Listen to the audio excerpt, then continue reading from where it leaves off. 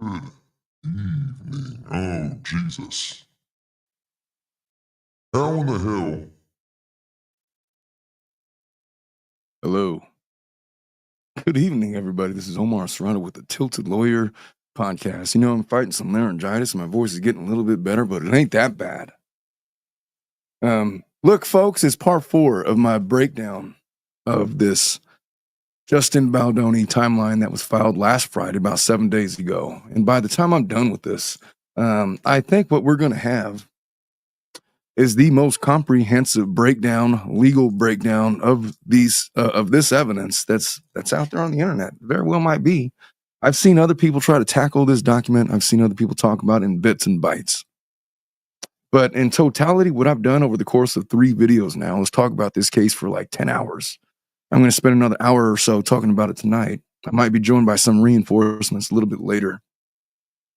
My goal is to go over the last 50 pages or so of this document so that we can have a full legal breakdown of the actual evidence that's been presented, what's missing, where are the holes. And I think that what we have so far is, what we have so far is an idea of what both sides are going for. I think that I have so far been able to eschew all of the more salacious claims. What this really boils down to is it's a breach of contract case. We're going to talk about this smear campaign, the defamation aspect of it all, I think, today. But in terms of breach of contract and other things, there is evidence on both sides. And honestly, I can see both sides having a valid argument. I don't know where it's ultimately going to land with all of that. But I wanted to address some of your comments. Now, listen, yesterday I brought in a guest, and she was an attorney. She's not familiar with this case. She's not a podcaster, really. She was my partner. She's been my friend for many years now. And I think a lot of you are upset because she was not following this case as closely as many of you. I didn't bring her in here for an encyclopedia recitation of the facts of the characters and the players that are in this case. I was there to bounce ideas off. She was there for me to bounce ideas off of her regarding her legal opinions, which is all I was concerned about with this case. But a lot of the comments were like, hey, she doesn't know anything about I didn't really know much about the underlying facts other than what I've read. I don't know much about this movie that's been well documented and things that I've said. But I did want to address some of what you guys were saying. I think a lot of you are confused. When you listen to my channel, I'm not Perez Hilton. I'm not TMZ. I'm not here for the celebrity gossip. I am a lawyer. I'm a practicing lawyer, and I take my job very serious. And when people file complaints, I break them down. And so when I endeavored to cover this case, my goal was to take these pleadings as if they had landed on my desk. And I was asked to break them down and give my legal opinions about strengths and weaknesses of the case, which is what I've done. And in the course of that, I've seen many of you, you're making your arguments, and it's fine. You're making your arguments. There was one that I wanted to, I'm like, no, I can't find it now. Of course, it's not going to be up right now. Oh, yeah, there's one comment that I got that I wanted. I had it up, and now I don't. Oh, maybe it was on a different... I think not all of you, probably like 95% of you don't share this opinion, but I think some of you that are unfamiliar with my channel, that are following this or clicked on this video because you saw that we're covering the Baldoni versus Lively lawsuits. We're expecting a more emotional coverage of this case. And that's just not what I do. Not what I do. There was one comment that said that I just don't understand. You just don't understand. Blake Lively is a manipulator. She manipulated Justin Baldoni out of that movie and this and that. It's like, yes, I understand that a lot of you are thinking that. I've even said it on this show. But what that also represents is an emotional argument that is meritless in a legal context. unless you're able to frame it properly, the way that I've been attempting to do over the course of the last 10 hours or so. And so when you watch this video, and at the end of this, I'm going to have 4 videos covering this case with a comprehensive legal analysis of every piece of evidence, every allegation contained in Baldoni's timeline that he's filed. And what I think about strength and weakness, I could tell you that I was of the opinion initially that Lively might have something to go off of here. As I got further into it, I thought that Lively was dead in the water. And as I've examined the evidence, I'm starting to see that really what this is likely to come down to is a lawsuit surrounding breach of contract and ultimately defamation and slander. I'm not buying into the sexual harassment claims. I haven't seen that evidence yet. There was one person that wanted to kind of push back on what I was saying. They wanted to play devil's advocate, and I was going to address that one. So this one person says, devil's advocate here, what if Blake actually felt these things regarding sexual harassment? Because that's her lens of the way she sees the world. Maybe she's been brutally treated or actually SA in the past, and she's uber sensitive and hyper aware of it occurring when the rest of us who have not experienced that thing is blown out of proportion. Just a thought. Well, the simple answer to that is, if it would offend a reasonable person, and if her life experience has thrown her so far out of the spectrum of reasonableness, then if somebody were to recommend a health advocate that doubles as a weight loss expert, for her to take that as a ruse to fat shame her, that's probably not a reasonable argument. And we're not going to hold people accountable to that and start awarding $400 million judgments as a result. Is the difference. Nothing against her world lens, but if it's not reasonable, then you can't litigate and expect to get a money judgment. So those are the rules that we're dealing with. We're simply taking a legal analysis to this case, a legal magnifying glass to these allegations. I'm trying not to get too excited because I'm trying to rest my voice a little bit. Denny says, I was glad to hear Leanna's point of view as someone not deep in the case or the players involved. Yeah, that's why I brought her in, because she has no dog in this fight, man. She is a practicing attorney. She's not a podcaster. She doesn't spend time putting out content like that. She was my partner for a while. We're still friends. We still practice together. But she was there mostly to bounce legal ideas off of. I thought she did great. I understand why a lot of you guys were upset with it. Bruce says, if she has a background like that, making this kind of movie might not be the right decision. Exactly. You still got to be able to navigate in the world.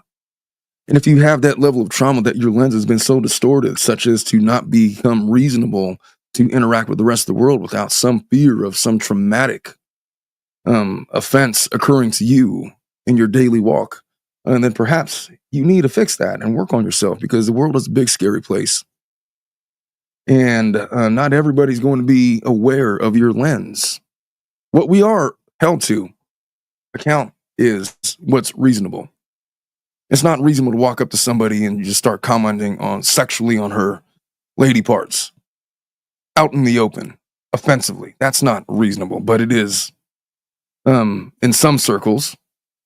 Well, what am I trying to say? It's not reasonable to do that.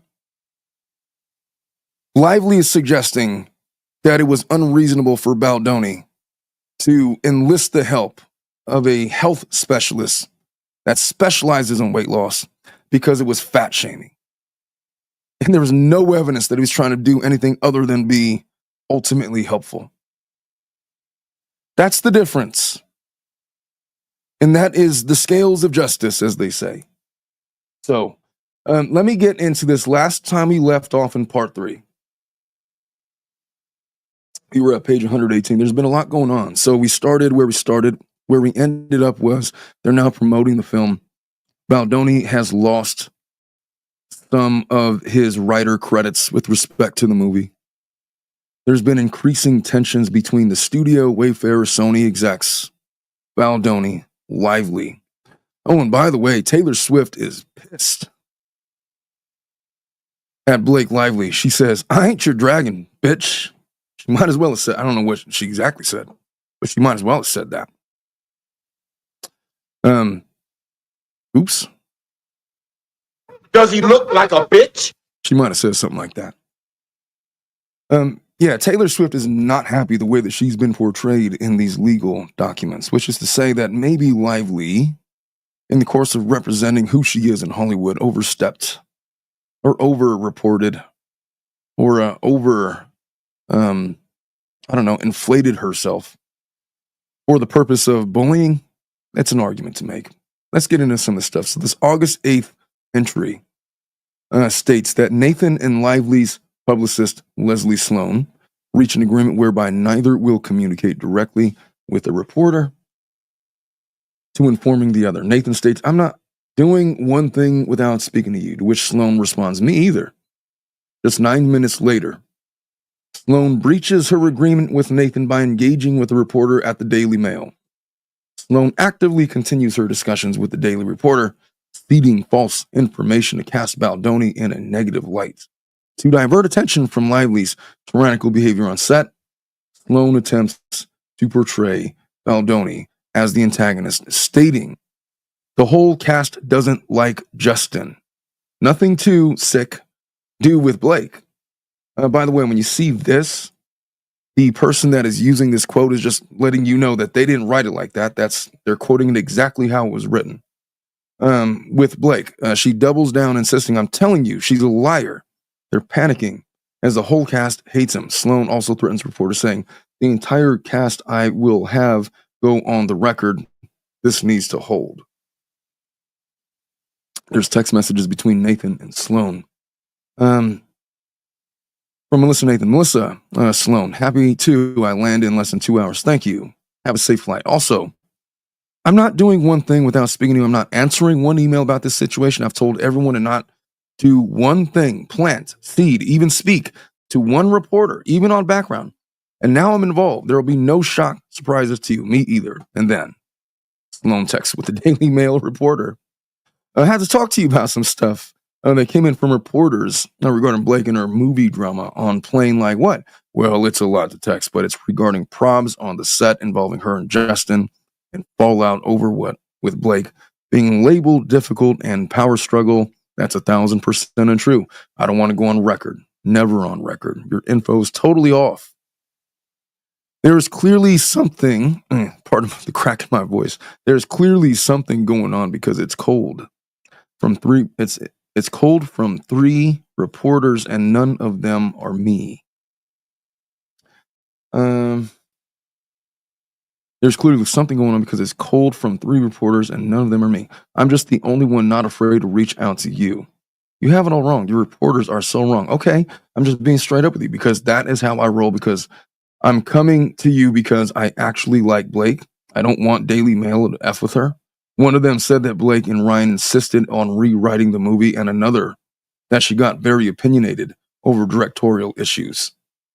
You want to ring me when you land, and I'll tell them that they need to hold off on anything for very... Oh, it cuts off and then starts. Anything for a few because her rep is unavailable and need to at least get no comment. No one knows what we speak, just that you would read emails from me and respond. Yes, please, as thus info is all wrong. She didn't require script runs. Nothing to do with this. She produced the film and had a cut. There's a lot of typos. What WTF is going on? The whole cast doesn't like Justin. Nothing to do with Blake. Like I said, so here, as I'm analyzing this doesn't yet, to me, rise to the level of defamation or slander.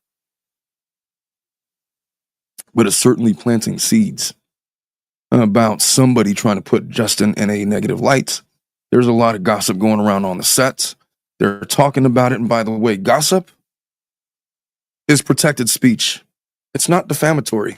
It's not, if you say, "I heard this" or "I heard that," those are hearsay statements that wouldn't be admissible in court. It's not admissible as a defamatory statement coming in the context of gossip.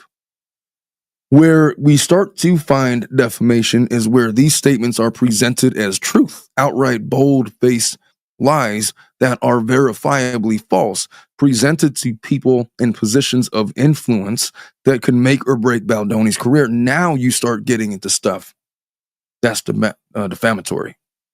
Breach of or interference with economic advantage, those causes of actions. It all ties into that. Moving on, like I said, the reporting is that there were issues between, is this just a repeat of this other thing? Between her and Justin as well as others, and that Justin found it difficult to work with her. The reporting is, that's not defamatory. They're repeating something that they heard from somewhere else. And so the implication is from the listener, I heard, so go check with them. Not, I know that these things are true. One of these reporters known is close with Steph Jones because they used to always get Tom Brady to sell shit, and Steph reps him, I believe. I told she is awful, not relying on anything. She says, I'm telling you she's a liar. They are panicking as the whole cast hates him. I promise she is lying. This will not look good for your site. The entire cast I will have go on. The entire cast will have go on record. Can you give me anything at all on what the issue is then if it's not her and it's him? No, I'm in a plane and this needs to hold. Sounds good. I'd like to clear this shit up. So she has things to say.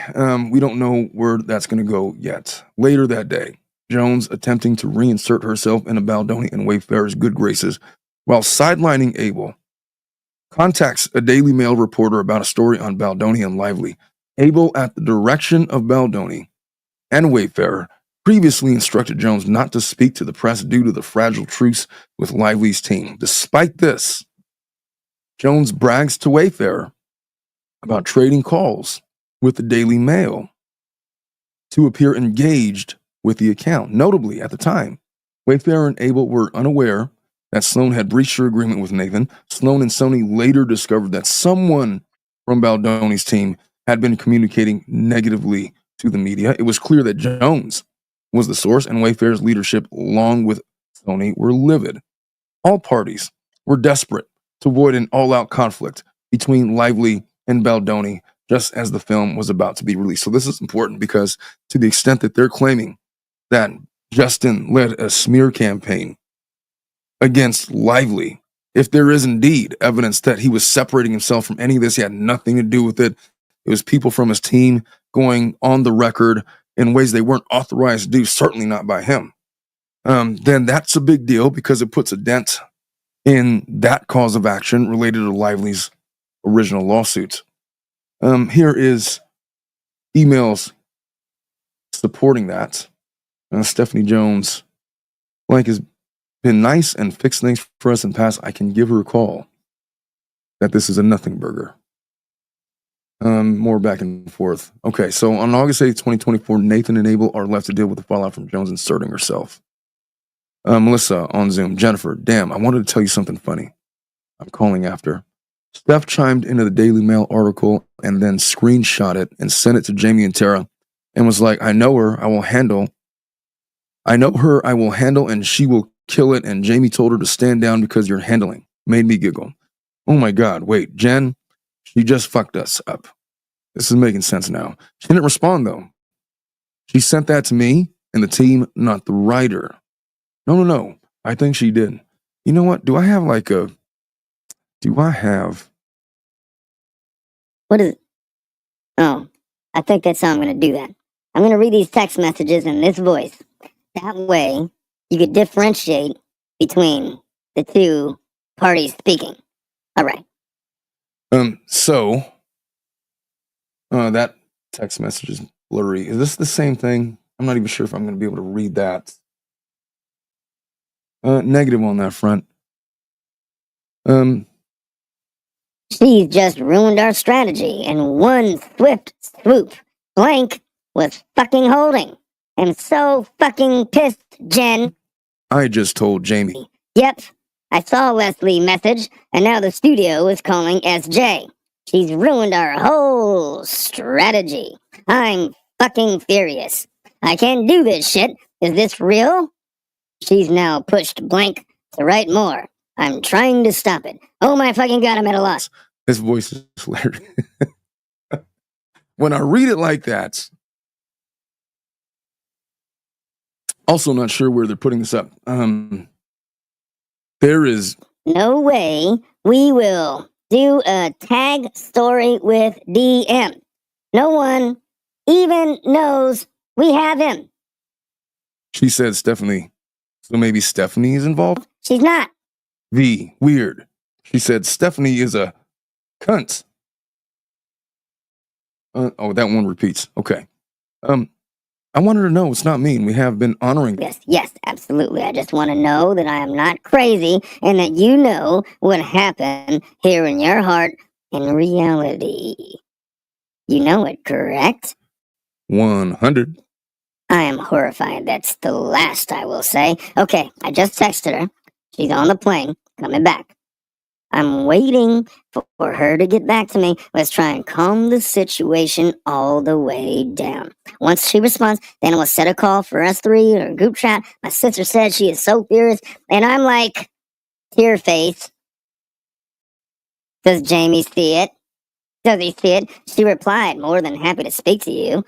I'm landing in 2 hours.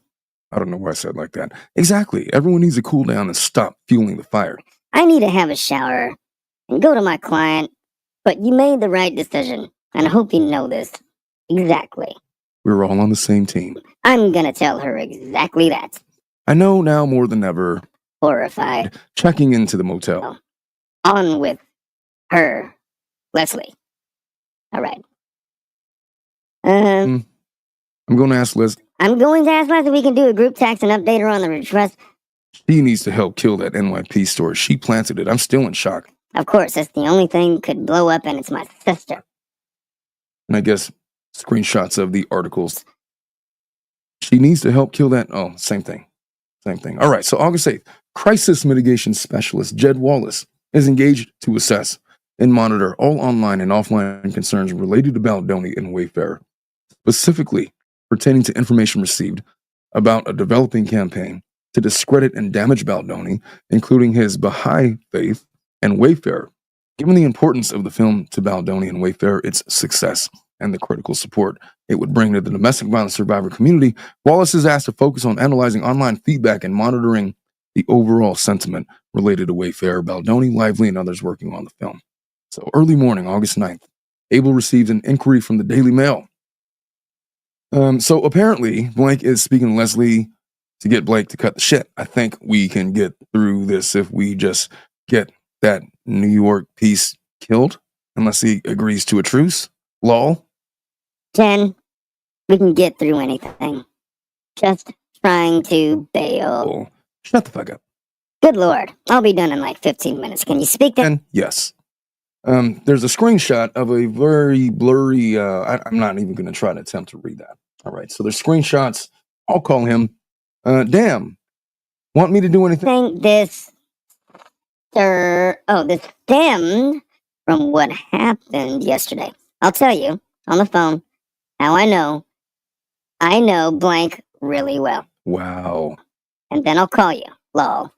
Okay. Jesus. And they persist more with these text messages and screenshots. How's that voice working out, by the way? I think it makes it a little bit. Oh, those are some flat articles. I need to save those for later. Where did I just lose my, let me close out of this. All right. So, all right, they're going back and forth. It appears to be there is leaked information. They're trying to decipher it all. Am I going to be able to read this? Because Leslie herself called the mall, Stephanie, who was dealing in the mall. Well, okay, this is the same thing. Yes, at 5, breakfast. Okay. She put me on hold, so waiting for Jewel. Is that Jewel? Oh, waiting for her. Say some prayers for us, Justin. Oof. FYI, Stephanie is likely calling Stephanie to clear her name about calling Daily Mail. Unbelievable. Tell her not to answer. This is crazy. Send me that screenshot, can you? What one? Just the one saying she's calling DM. Just so I have more screenshots. Is it horrible to say that I don't think it's that bad? No, because I know what we're watching for, so all the things considered. It looks like truth and gossip. It looks like a plant from Blake's camp trying to steer the narrative. Well, I mean... I can tell you've done a lot of work. Here, nothing about being unsafe. That comment's sexual, thank fucking God. That's all I care about. The other stuff is just nonsense. And honestly, the money, the more is making is fucking great for you guys. Let's just keep it steering that way. And you take this fucking client and never talk to her. I wish I had this voice, man. I would have so much fun with my brother. And never talk to her again, I swear to God. Exactly. Do we need to still worry about NYP? She also just needs time off herself. If I'm just being mindful of humanity. She also just, for a second, she needs to just stop. Because obviously, there is something as a human being she is doing that is affecting herself mentally. Oh, with my sister now. Anyway, there's more stuff like this, and it continues to go on. Very clearly, they're trying to portray the knowledge that there is somebody in Lively's camp trying to steer a narrative, and they're trying to deal with the fallout of that. That's what I'm seeing right here. Okay. Where did I leave? Okay, so August 9th, Heath calls Jones to clarify that due to the sensitivity of the situation, he feels more comfortable with Abel leading communications rather than Jones. Heath reiterates that Jones should refrain from taking any action on behalf of Baldoni or Wayfair until further notice. And at that time, Heath was in Chicago with Baldoni and Abel. They all agree that Abel, with firsthand knowledge and the most up-to-date information, was the best person to handle communications. Jones doesn't take this well, launches into a tirade, insists that she will speak to whomever she pleases.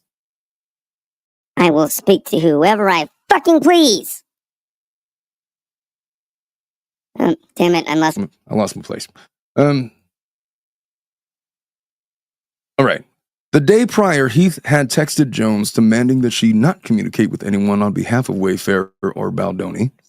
So Nathan, consistent with the pair's agreement, sends a text message to Sloan containing an email she had received from a Daily Mail reporter. Unbeknownst to Nathan, this was the same reporter with whom Sloan had been communicating the day prior. Nathan confirms that she played no part in the story and tells Sloan, "I'm going to have to speak with him, but I'm just going to tell him nothing." She adds, "Happy to chat with you beforehand. If you prefer," Sloan deliberately omits the fact that she had spoken with the reporter just 24 hours prior, stating, "Let me know how it goes." All right. And these are the text messages confirming that. During a red carpet interview at the New York premiere, Lively stated, "The iconic rooftop scene, my husband actually wrote it. Jesus. Nobody knows that. I got to find a different voice for Lively. What about this one? Oh, That one. well. All right, this is officially the Lively voice. This revelation regarding Reynolds purported. Folks, I apologize. It's Friday afternoon. I'm being a bit silly. It's been a long work week, man. My voice is barely starting to recover, and me talking like this is not helping. So pardon me taking some liberties with my Rodecaster Pro 2. This revelation regarding Reynolds' purported contribution to the script raised eyebrows at Sony, who told Wayfair that they certainly needed some clarity on public comments made about Ryan Reynolds potentially contributing writing services or the rooftop scene. I would imagine so. And there's an email confirming that. So on August 9th, on the day of the domestic release of the film, Heath shares observations with Sony Marketing, urging them to take the topic of domestic violence more seriously as part of the film's rollout. This was a concern that Baldoni, Heath, and Wayfair had long expressed to the team. I mean, from the very beginning. That was the whole purpose of the movie. And this is the language. As you know, this has always been a concern of ours, and I think we might agree that there's enough response to at least consider giving it a bit more thought. It won't hurt the movie by being more deliberate in embracing the deviant aspect. People need to know that we too recognize the gravity and sensitivities of this subject. Oh, look at Lively. Is that live? Grab your friends. Wear your florals. What a nice picture. Okay. So more with Melissa and Jennifer. Tag and A will continue to monitor online chatter about the film. Staying steady. Are you following? That blank account, though, she freaks me out. That's why I was worried about LAT. No requests, though? I think people are bored. Majority of socials are so pro-Justin, and I don't even agree with half of them. I agree. I'm just anxious, per usual. Lat reached out to Justin's old assistant. You're okay. It's been too much. Press too chaotic. I told you. People Magazine messaged me when they messaged me again to say they're getting radio silence and everything. That was the request he sent, though. Nothing to me. And then Blank from Showbiz 401 called me when I'm leaving. Lol. Yeah, Blank reached out. Blank from ET, who just annoys me, and I saw that Blank said limited pickup, but I've honestly not seen any of those two pieces. Just keep on giving nothing. Nothing, not one thing from those pieces. I mean, that was just a lot of work. Just talking everyone off the fucking ledge for those two pieces. Literally. I feel like I've been hit by a truck. And then, after the weekend, people are going to move completely past. It's boring now. Nothing came out for anyone. I bet you have it, that constant anxiety. Go to the Wii Spa. They have really good food there, and you can lay down on the hot floor with some magical truffles. Jamie wanted to have the crew reach out and give positive things to combat those stories, and I'm like, why? Why give this fuel? No fuel, no nothing. We're so fucking lucky right now. He has no idea the shit that we know that we want to pull. He's like, what's the harm? I'm having people say good things, and I'm like, no, because then they will search and search until they find someone to say something bad. And that's what's good, because that's what's good about this. Is that if anything comes out, she will know it's us, and we will know it's her. It was a constant fight all day. And we are all on the same page now, so everybody is watching everyone. Exactly. No fucking way, I swear to God, I will call him. I'm gonna have a shower, but I can't read this shit. Oh my God, yes, he will die. He doesn't realize how lucky he is right now. He needs to press on him. Just how fucking lucky. The whispering in the ear. The sexual connotations like Jesus. Fucking Christ. Other numbers. Feeling uncomfortable, watching it. I mean, there's just so much. Doesn't matter if it's not true. It doesn't matter if it's not true. I know. I don't think they get that. They think the truth wins. No, it doesn't. And I'm like, we are dealing with a psychopath who literally called you a sexual predator. Let's all be happy with difficult. I have it on text message, by the way. Unbelievable. Let's be really happy with difficult. And he told him we took out misogynist? Leslie can possibly believe that. Let's give it a try. Let's give it a day to come, and let's call Jamie together tomorrow, and we can explain to him a few things together. And socials are really, really ramping up. All right, so things are happening. The retaliation campaigns relied on more than just publicists and crisis managers spinning stories. They also retained subcontractors, including a Texas-based contractor turned Jed Wallace, who weaponized a digital army. Anyway, I'm not going to try to read this blurry text. It's going to take too long, and I don't think it's all that important. I think we get the gist. More of this, though. The attorneys highlight something. Saying study, are you following that? All right. I think people are bored. Oh, I agree. Just anxious. I think we read that already. Included in the CRD complaint. What is it? He doesn't realize how lucky he is right now. Oh, yeah. We did read that part. Also included is this blurry text message that I'm not going to be able to read. Baldoni felt it was important to stay on message, as he had during the film's junket press tour from August 4th to 9th. Despite a purported feud or the focus on the film's box office success, Baldoni sought to redirect attention to domestic violence survivors. He sends a text to the social media team urging them to focus their efforts on these topics. Justin, good morning, team. So I was thinking about the response to this weekend. I feel like what we should do is make sure to emphasize the voices of the survivors. It's going to be a lot of buzz, how much money the movie made, but I want to be the one that always direct back to the survivors. So I would love to come up with some sort of video or carousel of messages from survivors and the response to the film. And his message and objective in making this film has been basically, that's been his North Star the entire time. From what I can tell anyway, with this narrative that, look, some of you are suspicious because it appears that Baldoni is he's a little bit too squeaky clean to be credible. There's no effing way that the guy is that squeaky clean. They got to have something on him. The suspicion that I'm seeing drummed up regarding Baldoni is just because he appears to look too good in these text messages in the direct evidence. To which my pushback would be, but if there was more to the story and there were more salacious text messages that seem to suggest otherwise or put dents into that squeaky clean image, they would have no problem just releasing them. I just haven't seen that evidence yet. So to that argument, I guess we'll see in the future. I just haven't seen it yet. On August 11th, Heath follows up on his email to Sony from August 9, 2024, expressing his gratitude for the team's efforts in making the film a box office success. He requests, however, that they schedule a call to discuss the film's messaging. To be clear, we're not saying it's been inappropriately marketed in any way. In fact, you all have been brilliant. Thank you. Extremely honored to be partners with you. It's been fantastic. Proof is in the pudding. This post is only pointing to the ones who have spoke about the marketing. And while I'm not dissuaded by their commentary, it's good to take some learnings from it.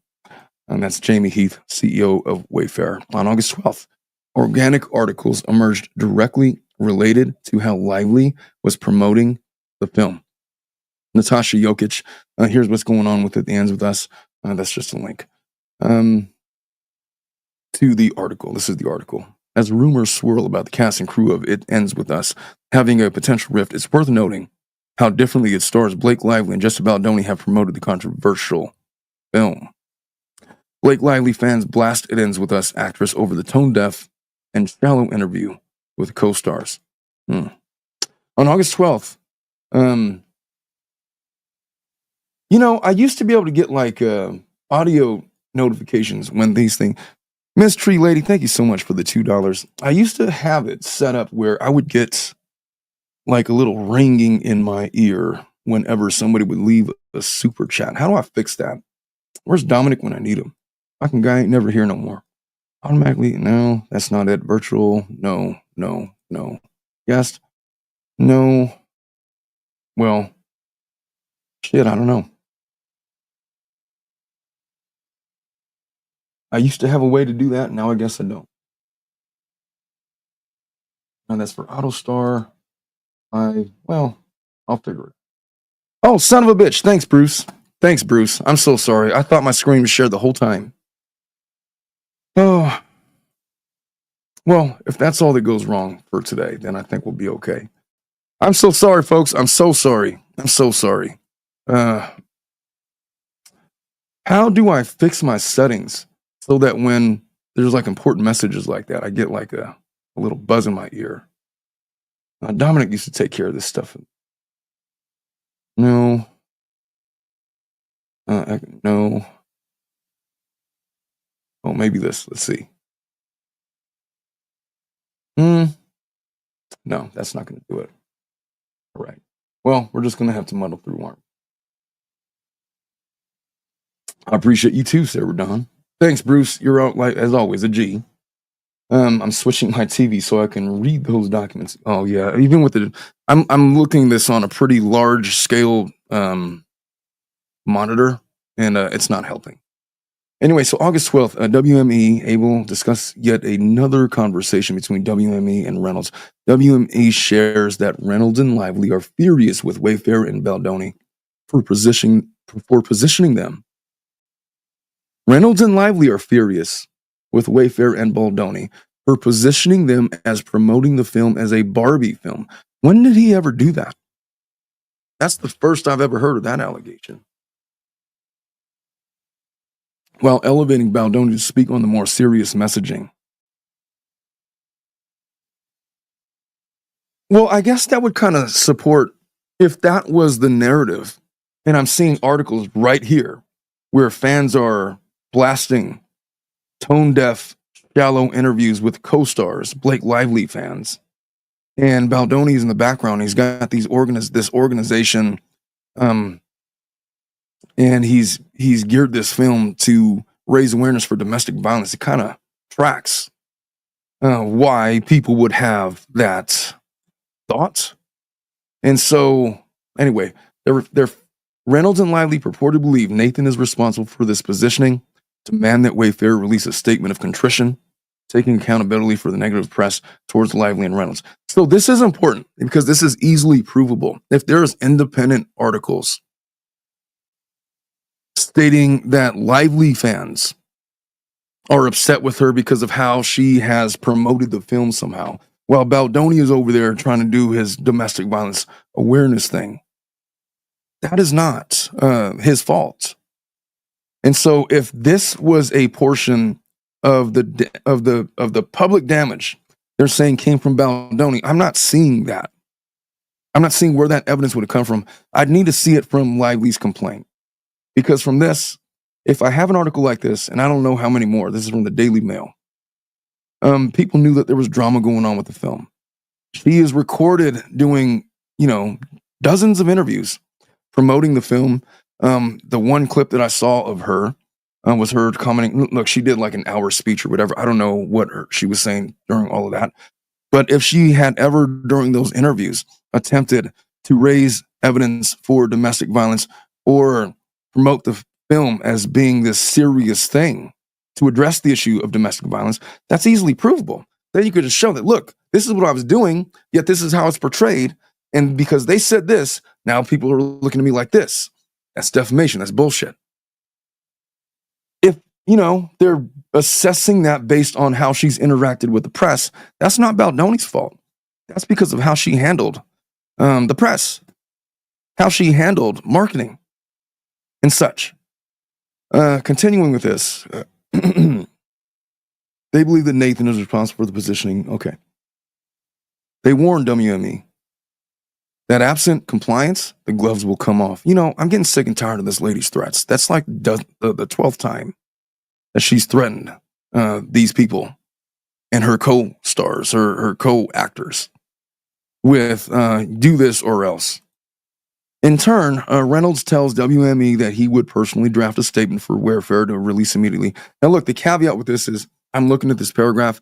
I do not see text messages or communications or images, so I'm taking this paragraph with a grain of salt. They're going to have to prove this to me. And they probably can. I mean, they're quoting something. So this evidence is, I'm assuming, forthcoming. Heath and Abel are astounded that Reynolds and Lively blame Baldoni and Wayfair for their self-inflicted PR nightmare. Heath had consistently communicated that neither Wayfair, Nathan, nor anyone on their team was manipulating the internet using bots or seeding stories about Lively's or Reynolds' character. All press stories were organic and directly resulted from Lively's own tone-deaf marketing approach.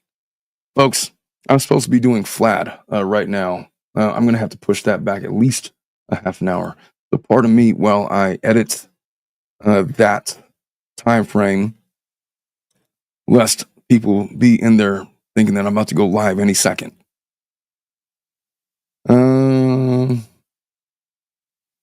What's the quickest way to do this? Here, let's just do that. Oh, all right. That takes care of that. So, continuing with this timeline. So, August 12th, that evening, two WME execs, Heath and Abel, participate in a call to review the statement drafted by Lively and Reynolds on behalf of Baldoni, Heath, and Wayfair. And upon review, WME concurs with Wayfair that the statement was vague, implies culpability without substance, fails to address the issues in hand. Furthermore, if the goal was to mitigate negative online attention directed at Lively, the statement would have the opposite effect. In response, Wayfair, Baldoni, and Heath reject the demand, firmly refusing to issue any statement falsely assuming responsibility for non-existent issues. This is an interesting little battle that they're going to have here. Because on the one hand, I think Lively's going to argue that, look, we went to the studios and say, look, there's this negative press coming out about me, and I don't know where it's from. I need you guys to step in and say something and shift the narrative because it's unfair. I don't know where it's coming from. I'd be really appreciative if you guys could just issue a statement that counters it. And they're saying, no, it's just going to make it worse. Fuck off. And they're in the right to do that. But, and I'm not even saying that it's a good argument. I'm just saying that their unwillingness to try to mitigate that wave of negative publicity might be some ammunition, not a lot, some ammunition for Lively to argue that everybody turned on her and wanted to cast her in a negative light. So, let's see. And this is the letter. All right, so August 12th, Abel shares with Nathan that Blake and Ryan want Justin to put out a statement. Both are shocked by the request and state that they have never encountered anything similar. Nathan advises Baldoni to retain legal counsel immediately. Blake and Ryan want Justin to put out a statement. This is unbelievable. Call if you can. Career killer for them. And Wayfarer. No. Have to fight it. At what point do you fight? It's now. Lawyer up. Now. This is so crazy. Honestly, I've never had anything like it. Can he please hire a lawyer? He needs to go. He has one, but he needs a litigator. Oh, he's got one now. Get boyfriend. Does that mean boyfriend? BF? Get BF. He's waiting and will...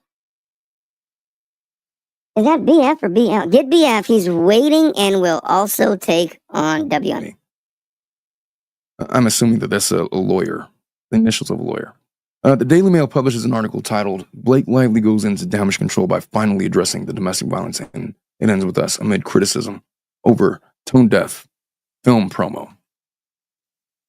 This follows Lively's post to moviegoers, which includes statistics on domestic violence and a link to resources for support. The information remained on her story for 24 hours. So this is an IG post from Blake Lively. And in it, she says, thank you to everyone who came out to show that people want to see films about women and the multitudes we hold. It ends with us.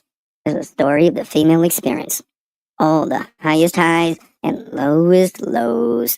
And we are so proud of it. We have been in celebration of this film and of getting a message so important out there in the masses. Thanks, blank, all the embracing film with the same love, pain, and joy. And sharing it with you all. Love, Blake. 1 in 4 women aged 18 and older in the U.S. alone have been the victim of severe physical violence by an intimate partner in their lifetime. Intimate partner violence affects all genders, including more than 12 million people every year in the United States. Everyone deserves relationships free from domestic violence. The National Domestic Violence Hotline provides confidential support 24/7, 365. To access the hotline or to learn more, click the link below. For immediate help, text START to 88788.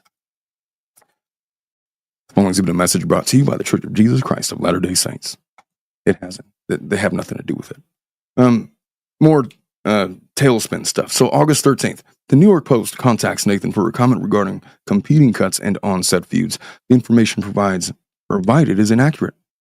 Lively did not have final edit approval, nor was she given Sony's cut. In reality, Sony did not have a studio cut. Rather, Wayfarer and Sony shared a studio cut. Should the director's cut not perform well in audience screenings, the studios collectively held the right to recut the film. However, this never occurred, as Lively used her promotional efforts to secure the final cut. All the information Leslie provided to the New York Times or New York Post was false and misleading.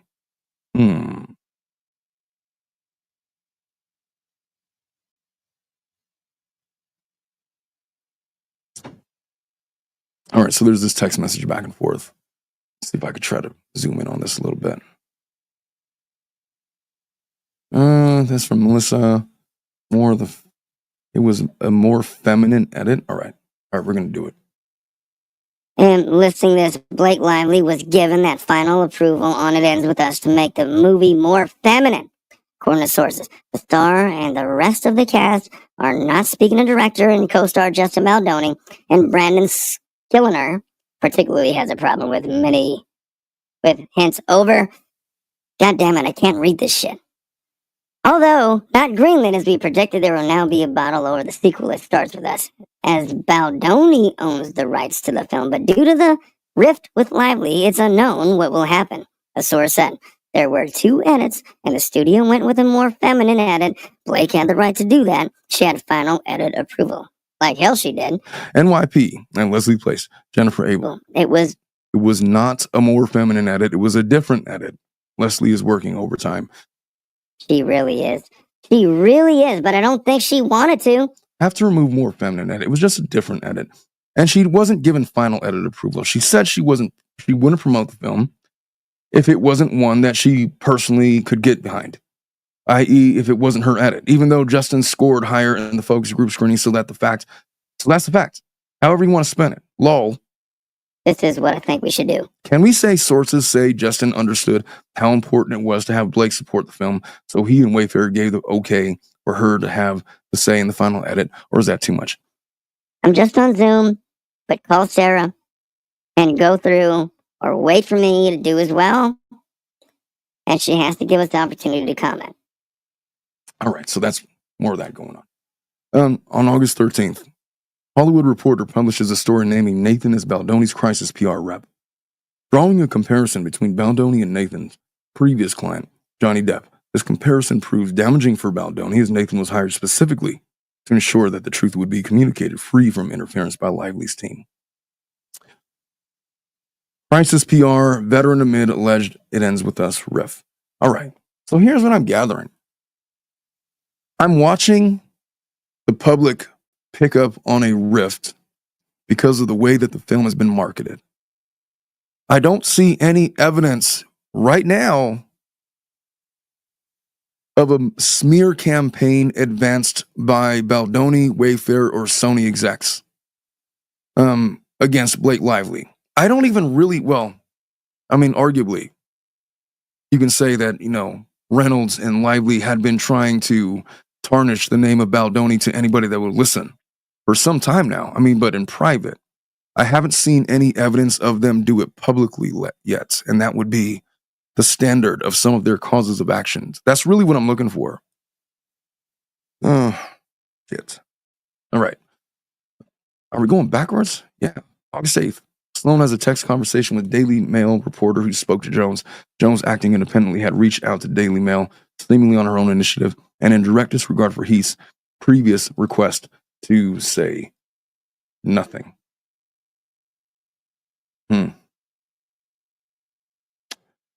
B-Man says, I can't find a reputable news source stating he quit. I want to blame him, but I don't see why he'd walk from the money. Yeah. Look at Leaf Morgan over there correcting somebody's use of your. Love it. All right. On August 14th, as discussed here and above, in early August 2024, Jones inserted herself into the situation, attempting to sideline Nathan and Abel. The issue, however, was that Jones had deliberately distanced herself from Wayfair's leadership, communications, strategy, and internal decision-making, citing her focus on higher-profile clients. Wayfair had no objection to Jones' disengagement, as Abel was their trusted advisor, and they had no interest in becoming entangled in Jones' work and internal politics. Furthermore, Jones had been on a family vacation during the critical period of the press campaign and film premiere. Despite her physical distance, Jones' attempts to intervene were clumsy, unwelcome, and sporadic. As she tried to create drama and undermine Abel's authority, Wayfair and Baldoni remained focused on managing the crisis at hand, and on August 14th, 2024, in a final effort to position herself as the key player for Wayfair's account, anticipating Abel's imminent departure from Jones' works, Jones sent a disorganized strategy outline and includes a veiled threat to Wayfair, reminding Heath of their contractual agreement. I got to see this. This is from Stephanie. Hi, Jamie. I've been standing down. I have not contacted any press at all regarding any of these Justin issues since they arose on Thursday of last week while I was on family vacation in Europe. I want to take a moment and reiterate my commitment to Justin and our work together. Over the past 8 years, I've successfully managed every crisis for Justin without any negative press coming to light. As a key member of both Justin's and Wayfair's accounts since we signed him, I believe if one of our team members, including me, as a key man on Justin's account, can rectify a story, it's essential we leverage that for Justin and Wayfair. My background isn't solely in crisis management. I have extensive experience representing our billionaire clients. Billionaire! Many of the biggest stars and athletes in the world, as well as many of our Fortune 50 founder clients. This experience has equipped me with the skills necessary to navigate complex situations effectively. Often more diligently than the crisis PR firms that we worked for in the past. Which is to say that I have a particular set of skills. Skills I have acquired over a very long career. Skills that make me a nightmare for people like you. If you let my daughter go now, that would be the end of it. I will not look for you. I will not pursue you. But if you don't, I will look for you. I will find you. And I will kill you. I'm sorry for taking these liberties. I'm having fun on a Friday, man. My mind, you know what? It's Friday evening. What do you do? You gotta have a little bit of fun sometimes. My recommended strategy would be twofold. So this is her disorganized plan. Flood the zone with positives.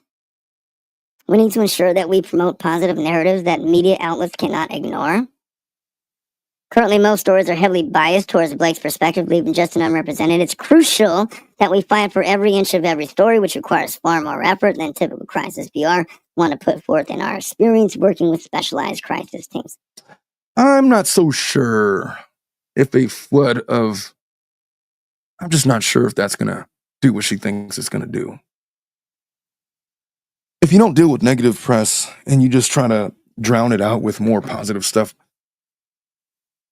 in a way, you're not going to get anywhere with that until you at least face some of the criticism. You got to at least fight back a little bit.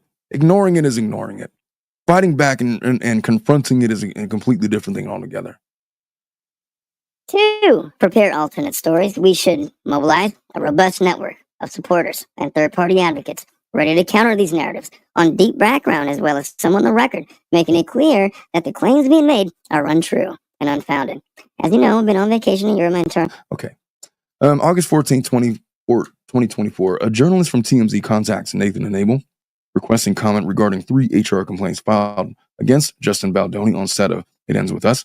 That same day, Nathan receives inquiries from reporters about multiple HR complaints from set. This was not true. Hello, I'm a reporter at TMZ and I'm reaching out to get a statement regarding some information. We're being told there were at least 3 HR complaints filed against Justin on set of It Ends With Us. We wanted to see if the complaints were investigated and what the results were. A source close to set says they don't know about an investigation, but there was an intervention. We heard there were multiple HR complaints from crew and cast starting from the first day of production. Wayfair is the studio. It's unclear if Wayfair Studios performed an investigation into the claims against themselves. Separately, we are aware there was an intervention with Justin Baldoni midway through production based on a pattern of inappropriate behavior by him towards cast and crew. Well, somebody's feeding him that shit. Off record, tag team. The only complaint, which not confirmed if it was an official HR complaint, was a guy up for a gig on the crew.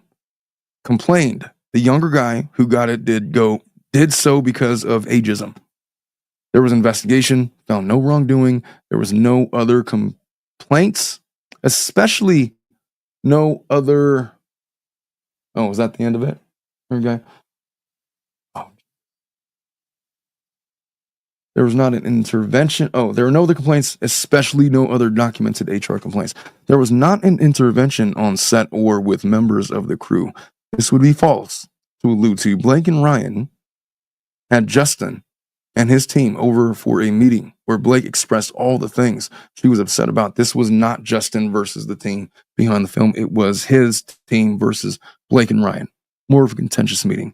The way it reads now, reads as if it was proper intervention with cast and crew. Not true. Thank you. I just sent, I'll keep you posted. What is the email for Wayfair? I need legal to reach out. Okay. Somebody planted that shit. Somebody went and said that those contentious meetings were the direct result of Justin Baldoni's malfeasance. There's no evidence that's been presented so far that documents that, other than allegations that were repeated in Lively's complaints.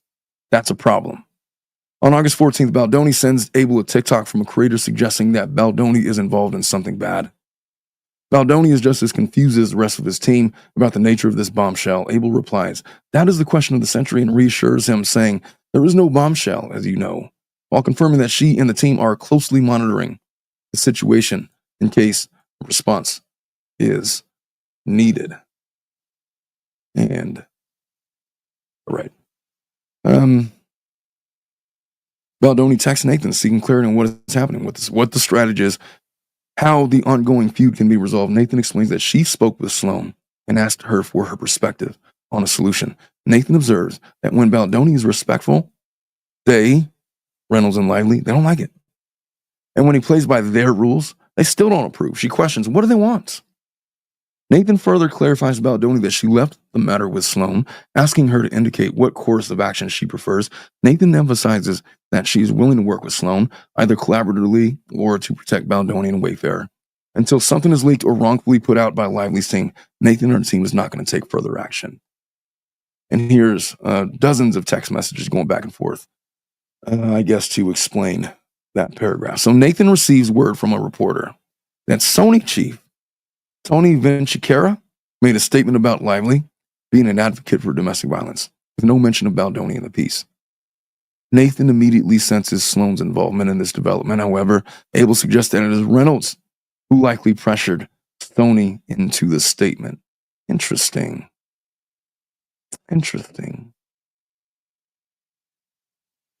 Jennifer Abel, so Sony is speaking to press on Blake's behalf? I have no idea who this effing guy is. This is me being nice to the reporter, obviously, but yes. Jamie should know that Sony is speaking to media on Blake's behalf. It would enrage him that they are supporting her and not Justin. And same with Justin's agent.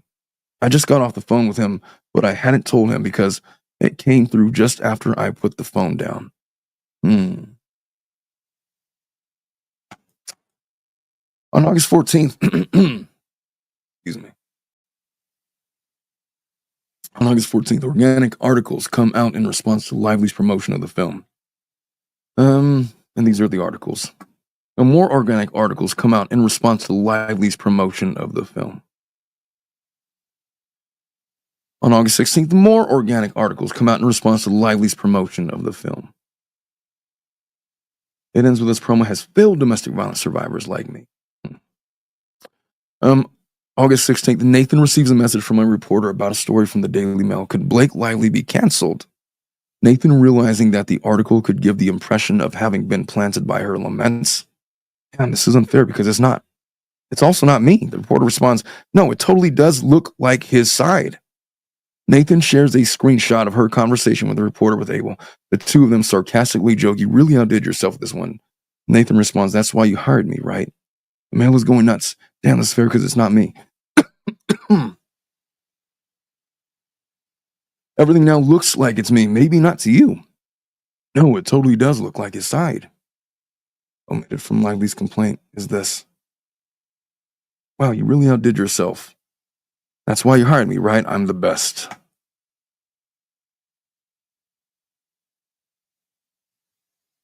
The fuck is going on? Oh boy. On August 18th, Baldoni again asks Nathan to confirm this is not us, correct? Baldoni was seeing the feud rumors. Could not believe how much heat Lively was getting. Nathan reassures him that none of us would ever do this. Nathan continues, there is this struggle where it's kind of maybe even unbelievable the way that people are turning against her. It was organic. She's blown herself up by her own actions. So what they're going with is, look, if there's negative press, It was organically made. It wasn't us. It wasn't our team. It certainly wasn't Justin Baldoni. It was a result of what had gotten out there in the public, basically the result of the merits of her marketing campaign for the film. Show me one text message where Baldoni's signing off on any of this. Show me one email where he's communicating to people about a campaign against Lively. Or evidence that these articles that came out organically were the part of some kind of coordinated plan. I mean, I have the makings of some people talking about how to deal with negative PR, but to suggest a smear campaign, I don't see it yet. Is it coming? I don't know. On August 19th, Angela Yang, Blake Lively's, it ends with this promotion called Disrespectful by Some Survivors of Abuse. Jones' work chief of staff promised to release Abel's phone number to her. On August 20th, more organic negative press. August 21st, on August 21st, 2 days before her last day, Abel pulls up at the Jones' work office in Beverly Hills. There, she is confronted by a physically imposing security guard, a lawyer sitting at a conference table, covered in documents, an IT professional, and Jones' chief of staff. Apart from Jones' chief of staff, Abel had never seen any of them before. After being ushered into the conference room, Abel sees that the security guard is posted just outside his doors, blocking the exit. In a menacing and cold tone, the attorney points to the documents and tells Abel to review and sign them.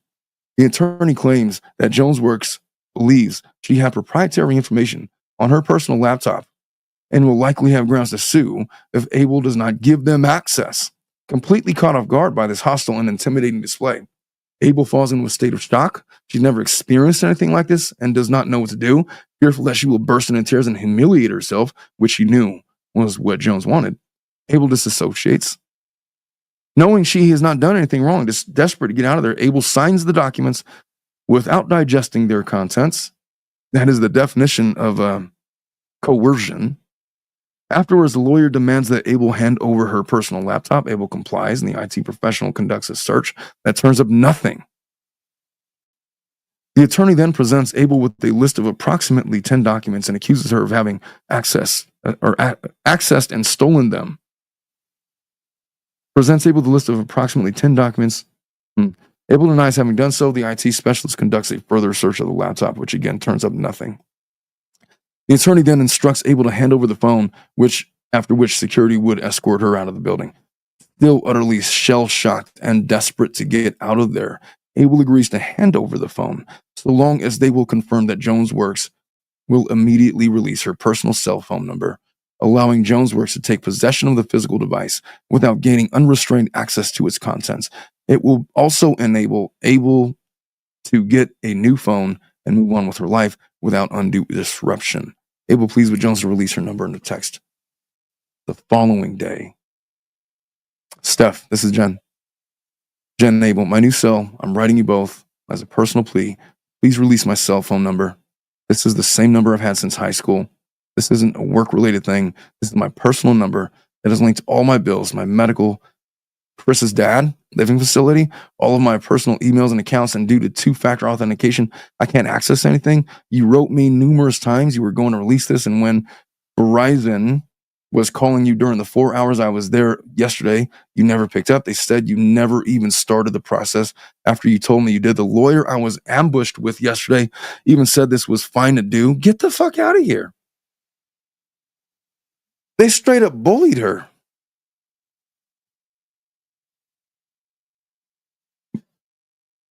For all of you folks listening or watching this that may or may not be sophisticated in the ways of how lawyers collect evidence, if anybody demands that you release anything, they corner you in the back office and say, give me your cell phone or give me your laptop or give me this or that or whatever, kindly tell them to fuck off and say, look, you want things, call my attorney. Are you the police? Are you law enforcement? Do you have a search warrant? Do you have a warrant? Am I under arrest? What are you doing? Let me give them my phone. Get the fuck out of here. Sue me and discover it, bitch. Talk to my attorney. Here's his number. Call him. You got something to say? They ambushed her. They straight up ambushed her. I mean, there was no defense for that. She was intimidated. I don't blame her for giving up those things. But if you're listening and somebody ever tries to pull that shit on you, kindly tell them what they can do with those orders. They can kindly wipe their ass with it and fuck right off. Even if you don't have an attorney, just say, look, you can call my lawyer. Who's our attorney? Oh, well, you know what? Why don't you send me a email request and I'll get back to you in the morning. How about that? Anything that they use to retort and whatever they're trying to say to intimidate you, it's nonsense. It's nonsense. They're not law enforcement. They're not anything. You don't have to give them anything.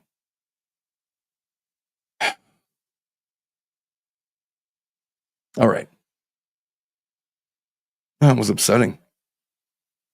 August 21st, on the same day that Abel's phone is seized by her employer, Stephanie Jones, Nathan receives a call from Leslie Sloan telling her that she has seen her text and that she will be sued.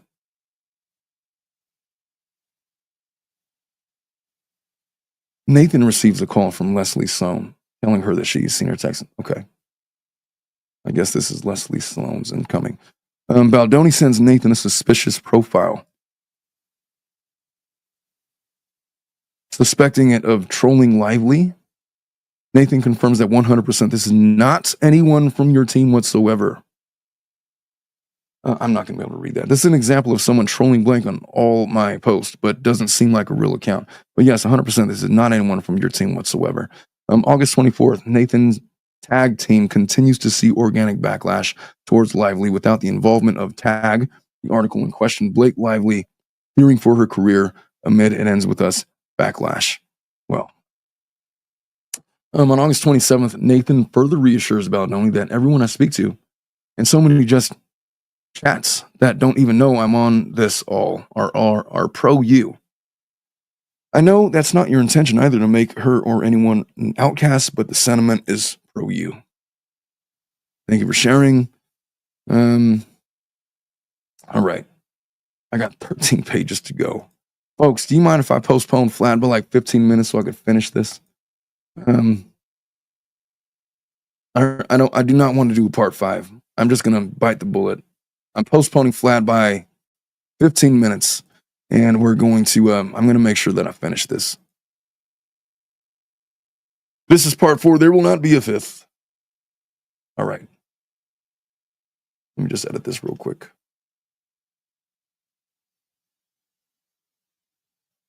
Yeah. All right. All right. So on September 1, Nathan reveals to Baldoni that she finally watched the film in theater. She shares a touching message with Baldoni. He also shares a personal story that inspired him to direct the movie and ultimately option the book. Ironically, it was this story that Lively chose to use against him later in her list of 17 points when she required that there be no discussions with Miss Lively of personal experiences with sex. In her complaint, she intentionally misrepresents the story to suggest that Baldoni had engaged in sexual contact without her consent. In fact, it was the other way around. Baldoni was referencing an intimate relationship in which he was the one who did not give consent, not the other way around. Should I even try to read these text messages? There's no effing way. There's no way. What do I got here? Well, yeah. I'm not going to try to read this. On September 8th, Baldoni sends a text to his original editors, hopeful that one day they will complete the film as intended. Lively files her complaints. On December 20th, Megan Tui, a reporter from the New York Times, reaches out to Wayfair about allegations made by Lively related to a filed CRD complaint. Please offer any on-the-record comment as well as any information you think we should know. Additionally, please notify us of inaccuracies. This is the email that did that.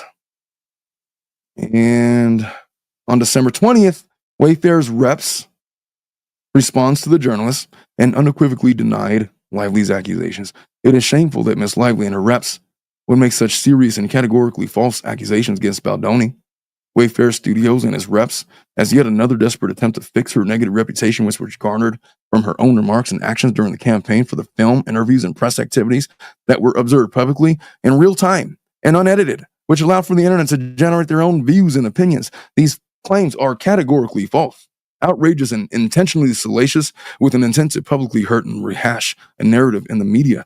Wayfair Studios made the decision to proactively hire a crisis manager prior to the marketing campaign of the film to work alongside their own representative with Jones, employed by Stephanie Jones due to the multiple demands and threats made by Lively during production, which included her threatening to not show up to set, threatening to not promote the film, ultimately leading to its demise during release if her demands were not met. It was also discovered that Miss Lively enlisted her own representative, Leslie Sloan with Vision PR, who also represents Mr. Reynolds, to plant negative and completely fabricated and false stories with media even prior to any marketing and commenced for the film, which was another reason why Wayfair Studios made the decision to hire a crisis professional to commence internal scenario planning in the case they needed to address. The representatives of Wayfair Studios still did nothing proactive nor retaliated and only responded to incoming media inquiries to ensure balanced and factual reporting and monitored social activity, which is pointedly missing from the cherry-picked correspondence as the evidence that there were no proactive measures taken with media or otherwise, just internal scenario planning and private correspondence to strategize, which is standard operating procedure with public relations professionals. I mean, that's what I saw. On December 21, almost 2 hours before the deadline given by Toohey for plaintiff's response, the Times published the article entitled, "We Can Bury Anyone Inside a Hollywood Smear Machine." On December 31st, Baldoni and team filed a lawsuit against the New York Times. Lively files a lawsuit against Baldoni and team. On January 7th, Lively attempts to serve Baldoni and team during the LA wildfires, going as far as to serve a member of Baldoni's team while they attempted to evacuate with their small child. Yo. That process server would have been in danger. Imagine getting served with a lawsuit as you're evacuating your house with your small child. Tasteless. On January 16th, Baldoni and team filed a suit against Lively, Reynolds, Sloan, and Vision PR. On January 24, discovery is made that the main imagery used in the articles has metadata creation timestamps prior to publication. The main Baldoni image that headlines the article was finalized. What is this date? On December 16, 2024. Okay. Additional smear Baldoni imagery exists within the article on December 18, 2024. January 26, it is determined that the promotional video for the Lively smear campaign article was finalized on December 12th. The video preloads static imagery for promotion inside the article itself was created on December 17th. There it is. The schema for the video page also confirms December 12th finalization and upload dates. The Wayfair parties found 41 instances of an October 31, 2024 timestamp related to text message storage and styling into BirdKit, which are believed to be the content management system for the Times. On information and belief, meaning we don't have any evidence, but we think this is true. October 31, 2024 does not correspond to the message embed generator versioning itself, but rather when they may have embedded into the CMS for future use in an article. Previous articles show a similar pattern, and here's links to this. Oh, the discovery is going to be interesting. I cannot wait for these depositions. It is confirmed that the PDF version of the CRD filed by Lively was indexed on New York Times domain on December 10th. This does not necessarily represent the first time that the file was indexed by Google, just that it was indexed on this date. In order to accurately determine the first indexation, data would be required from the New York Times Google Search Console account, and they're going to get that. On January 29, after performing a deeper analysis, the following was found. The JSON schema exposes the smear promo imagery was set for consumption at the end web page level on December 18th, 2024. In the highlighted images, there is a reference to smear promo Google, which means that object's imagery was intended to be consumed, most likely as either Google News Direct feed or as a Google AdWords ad unit. There are also multiple versions of these images. The V2 and V3 suggested they went through multiple iterations before arriving at what could be used on December 18th. Okay. Oh, shit. What did I do? Oh, shit.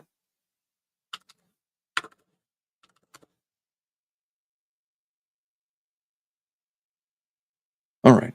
So that's it. That's the end. If I'm being completely honest, with respect to the metadata, it appears to me that Baldoni's attorneys have some threads leading to hard evidence of a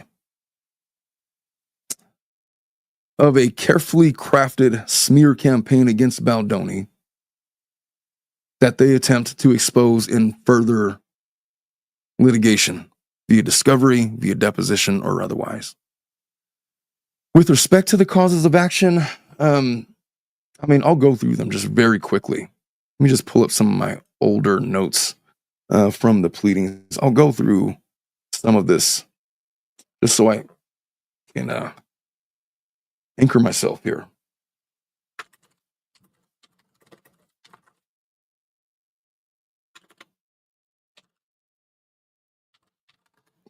So essentially,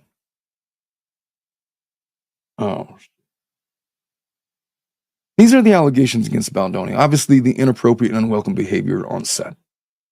I have not seen any evidence whatsoever in this 168-page document, in Lively's original complaint, or in any of the moving papers on either side from any party that proves, or even goes so far as to suggest, that Baldoni did anything improper or inappropriate on set. I have no proof of that. I have Lively's allegations and nothing more. But in terms of cold, hard proof, I have quite the opposite. The closest I've seen to anything resembling sexual harassment or inappropriateness was that one text message that Lively had sent. That Lively had sent to Justin with a no teeth or mark, and she's flirty and all this kind of stuff. It appeared to be that she was trying to flirt with Justin, and Justin immediately starts talking about his wife and kids. That was it. I had also earmarked at that moment, if Lively was going to have any ill will towards Lively or towards Baldoni, it would have started maybe then. Maybe she views that as a big rejection. I don't know. But the allegations that he was engaging in inappropriate and unwelcome behavior towards Blake and others on the set, nobody else other than Blake is accusing him of that. Who are these others?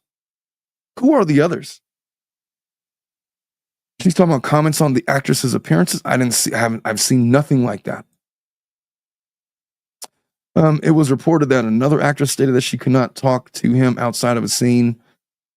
Allegations that he made comments about Lively's weight. There were comments made about her weight, but it was comments basically stating, yeah, don't worry about your weight, whatever. He never once said a derogatory thing that I've seen in writing that's been recorded anywhere that seems to chide Blake Lively regarding her weight. Just nothing. Sexual harassment. He's accused of that his behavior was not in line with respectful workplace expectations. I've seen nudity writers. I've seen intimacy coordinators. I have seen contracts that Lively was supposed to sign. She got rid of the coordinators. She refused to sign different things. Justin was at all times appearing to me, trying to get her to sign or abide by these terms that she wanted. At some point, they had rehearsed things without anybody being there, it appears, without the intimacy coordinator at least. The video, there was one video that came out purporting to be of an incident where Justin took liberties in a kissing scene. The public opinion, the overwhelming public opinion seems to be that video doesn't show anything like that. Why is that a big deal? Because the general public is going to make up the jurors on this case. Creating a hostile work environment.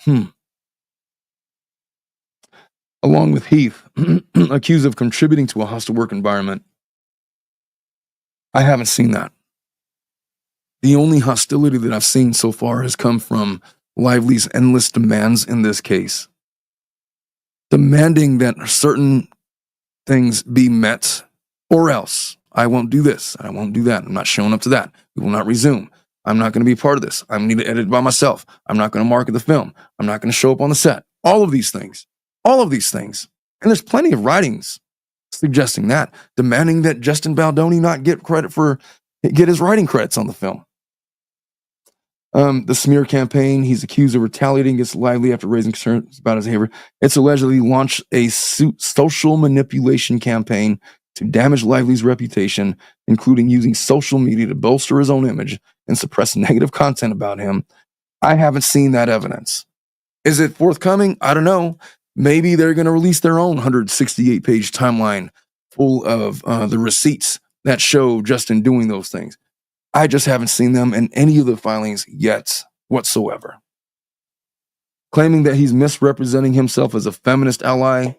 I have no evidence to suggest that he's misrepresenting anything. Exploitation for personal gain. Attempting to control the film. Hiring a crisis PR team. Misleading public statements. Repudiation of contractual obligations with Jonesworks. I don't see any merit to those causes of action.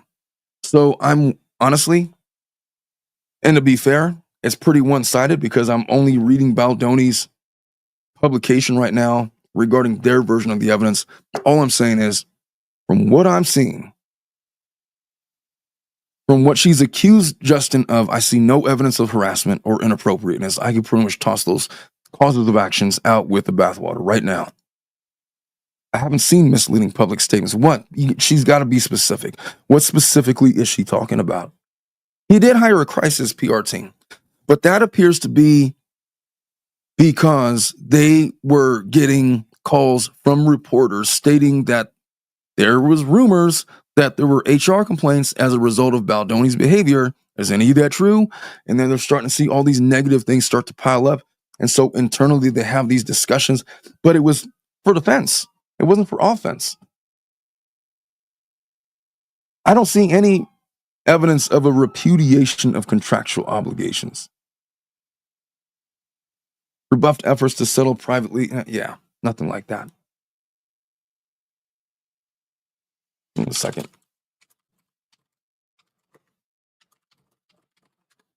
With respect to Baldoni's complaint against her,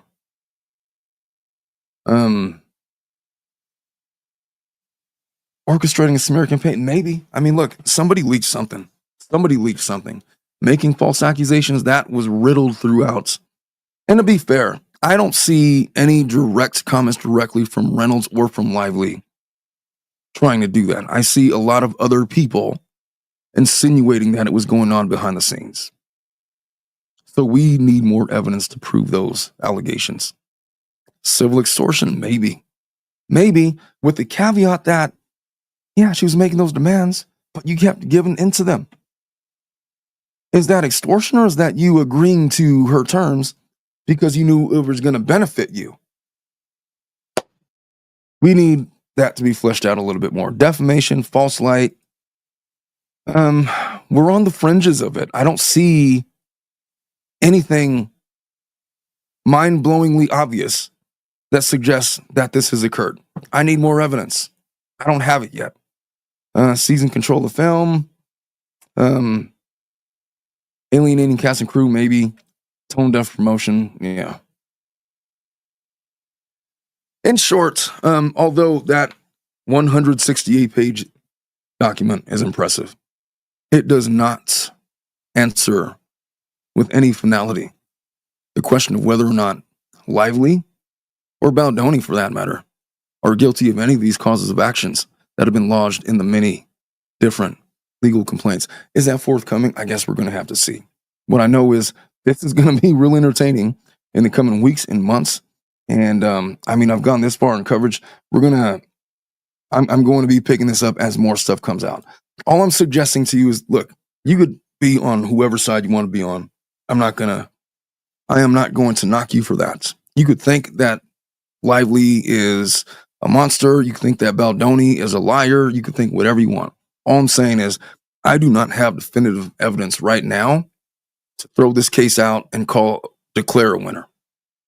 This is a tribal case. There's lots of tribal issues. there is not a smoking gun yet in this case. There's a lot of moving parts. There's a lot of insinuation, but we need to ferret that out, and that's what discovery is for. So that's what I'll say. Listen, folks, I'm going to go do some Flad. Hey, Bruce, we're ready now. Sorry for being so late. We'll get started in about 3 minutes. Maybe the Schnitzel will join if she's not. I got to drink some tea. I'm going to try to recover my voice. I thought I was doing good, and now I'm starting to crack a little bit again. Where do I lean?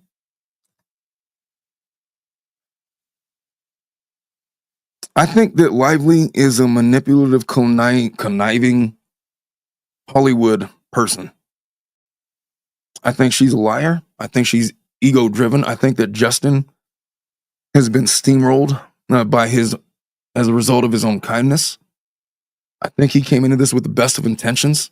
I think that Lively has used her connections and perhaps even overstated some of her connections to gain influence over the film. I'm flabbergasted by the way that the execs from Sony and Wayfarer and Baldoni gave in to her many demands. I'm angry that, and I feel like a lot of this would have been cleaned up with simply them enforcing the original contract rules. They'd have a much stronger case if they simply sought to enforce their own rules. But because they didn't, now we have this we have this mess where it's unclear what the terms even were. She didn't even sign the freaking contract, but you all kept on going. And so there is a contract. There are terms. What are the terms? We don't know because they failed to enforce the contract as it was written. I want to say that I lean on the side that Baldoni probably has more merit to his claims than Lively, for the simple fact that if it's true that Lively and Reynolds were going around and out of their way to speak to people of influence in Hollywood to suggest that he was a sexual predator and was this and that, behavioral issues and whatnot, and speaking to influential people, that is a lot closer to defamation than Lively has gotten so far. I have plenty of evidence I've seen in this document that there were organic articles written by people that were not in the know, that simply observed behavior by Lively in her interviews and Baldoni in his interviews and formed some opinions. Is that a smear campaign, or is that people reading the tea leaves of the case? And so it doesn't matter where I'm at right now. Right now, I think there's more merit to Baldoni's side than Lively's, but I've also just read like 3 different pleadings and documents and exhibits only from his attorneys that they put out there. All I've read was Lively's initial complaint. They're going to have a response to all of this, and I'm going to reserve my opinions until I see all of that. But yeah, right now I'm leaning to Baldoni having merit to his claims, and that maybe Lively is in the wrong for all of this. So I'm not making any emotional statements. I'm not going to go out of my way to, say that I definitively know anything. I'm just saying from the evidence is really kind of weak related to causes of actions that exist. So we'll see. But PR-wise, Justin's attorneys did an amazing job of shifting public attention away from his client and casting all of the negative gaze onto Blake Lively. If you want to call that a smear campaign, I mean, that's a lot closer to a smear campaign than anything else, but it's a direct result of her allegations against Justin. And all they're doing is putting out what they believe is the truth. And so that's where we stand. Folks, I don't know how much time I spent on this case, but we're done going over that stuff. I will continue to cover Baldoni case as more stuff comes out. But for right now, that's what I have. Folks, I'm going to do some family law after dark. Find your way over there. If you haven't already, I will drop a link. You know what? For those of you that are still here right now, I'm going to drop a link to Vlad before I go. And then hopefully I'll be joined by a couple of people that I had pre-planned to join the show. And then we're going to do some family law after dark, and we're going to have some fun. After I get some tea so I could revive my voice somehow. Let me just grab this link. All right. Perfect. Normally Dominic does this sort of thing, but he's not here right now. All right. Link is in the description, or I just posted in the comments. Join me over there. We'll get started in about 3 to 5 minutes or so. I love you all. Bye-bye.